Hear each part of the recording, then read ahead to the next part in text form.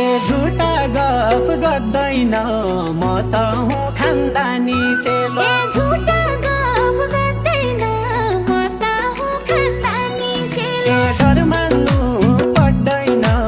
उच्चो निच्चो हुने छैन ए डर मान्नु पर्दैन उच्चो निच्चो हुने छैन ए डर मान्नु पर्दैन उच्चो निच्चो हुने छैन कति छन् वेदना